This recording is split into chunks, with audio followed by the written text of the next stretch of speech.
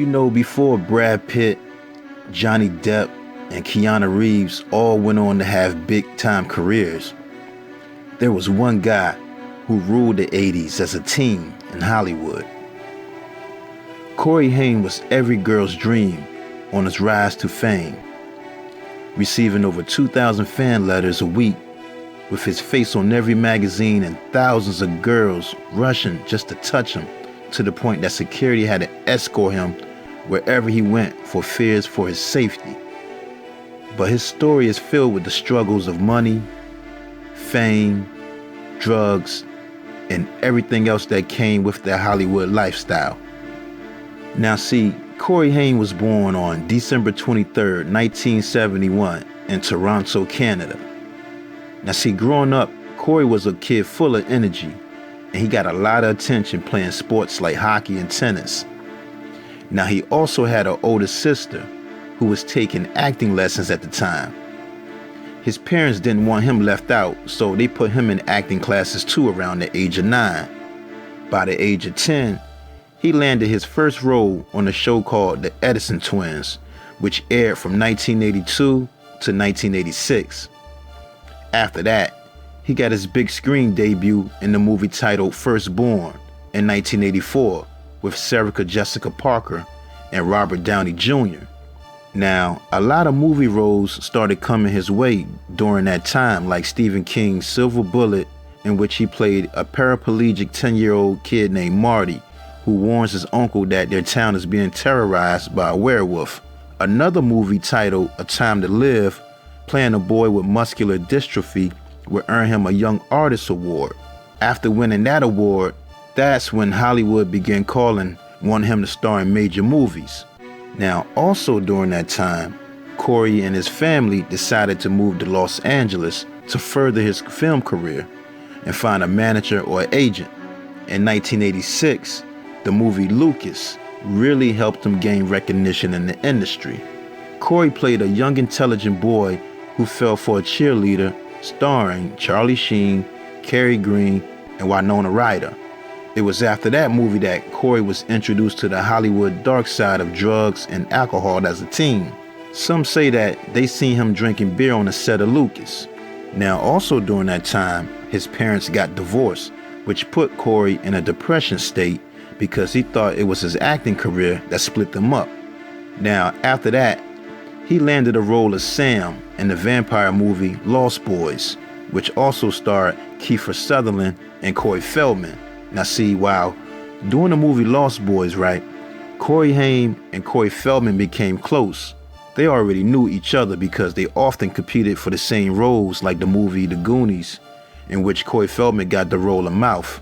Now, after the release of The Lost Boys, Corey Haim and Corey Feldman became teen megastars in Hollywood. The two Coreys would continue to star in movies together, like the teen comedy License to Drive, the horror film Watchers, and Dream a Little Dream.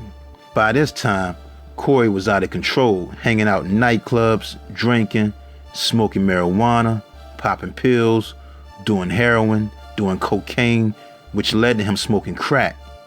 Feeling like he was losing his career, he entered a drug rehab at the age of 17, but left after only 5 days. He tried to kick the habit, but he just couldn't, which led to him not getting the bigger roles in movies he used to get. So Corey made a short documentary titled Me, Myself, and I to show the world that he had changed his life and he was clean from drugs, but he really wasn't, and admitted on the Arsenio Hall show that he was high while giving advice to the kids. Now, by the age of 18, Corey was doing crank and speed, which led to prescription drugs like Valium, Soma, Vicodin, and Xanax, in which he would take about 85 of those pills a day. Now see, Corey knew the drugs were affecting his career. He was losing his core audience, but he still had to pay the bills, so he started taking roles in movies that were direct to video. He did audition for the role of Robin in the movie Batman Forever, but his drug problem just got in the way. In February 1993, he was arrested for exhibiting a BB gun in a threatening manner after an argument with a manager. In 1996, Corey pulled out of the movie titled Paradise Bar and ended up being sued by Lloyd's of London for $375,000 for failing to disclose his drug addiction as a pre-existing medical condition on his insurance form. Now, with no money and being sued, he had to file for Chapter 11 bankruptcy protection and owed $100,000 to the IRS and had $100,000 in outstanding debts. Now at rock bottom, Corey went to live with his dad in Montreal, but that didn't last long because he kept getting high and he ended up in a psychiatric ward. Things would get worse for Corey when he had to move back with his mother in an apartment above a garage in Santa Monica and was seen at a pawn shop begging for $3 to buy a slice of pizza. Now after that, he went to rehab and wanted to commit to sobering up and staying clean again. In 2007, Corey Haim and Corey Feldman got their own reality show called The Two Coreys on the A&E network.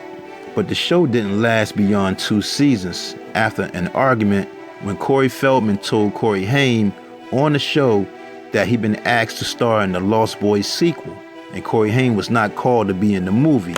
Another problem they had on the show was Corey Haim was still doing drugs while taping. Years later, the two Coreys put their issues aside and rekindled their friendship. But on March 10th, 2010, Corey was running a fever and asked his mom to come into the room because he was having breathing problems. Around midnight, she saw him walking around the room, then he collapsed to the floor and his body began to shake in all directions and his eyes rolled back. She called 911 and performed CPR until the paramedics arrived. Once in the paramedics' care, by 2:15 a.m., he was pronounced dead. His autopsy revealed that he had traces of several prescription drugs and over-the-counter drugs in his system, but that's not what killed him though. He died of natural causes from pneumonia that damaged his lungs and an enlarged heart and narrowed blood vessels. After Corey Haim's death, Corey Feldman released his book titled Choreography. Now, in the book, he said that him and Corey Haim were victims of sexual abuse and passed around to child predators. Now, Corey Feldman also said that Corey Haim told him that he was raped by Charlie Sheen when he was 13 while they was filming the movie Lucas together. Charlie Sheen denied the allegations that he sexually assaulted Corey Haim, and Corey Haim's mother, Judith Haim, claimed a man named Dominic Brasha raped her son, not Charlie Sheen. Now see, Corey Feldman and Dominic Brasha were best friends, and they played in the movie Friday the 13th, A New Beginning together in 1985. Corey Feldman introduced him to Corey Haim. Now, Corey Feldman said he's trying to raise $10 million to fund a movie to shed light on Hollywood's alleged pedophile ring. But Judith Haim, mother of Corey Haim, said that Corey Feldman is a scam artist and he's always been jealous of her son since they were teens, and now he's trying to profit off her son's life. In July 2016, she sent Corey Feldman a cease and desist letter threatening to sue him if he didn't keep her son's name out of his mouth. He was 38 years old. R.I.P. Corey Haim.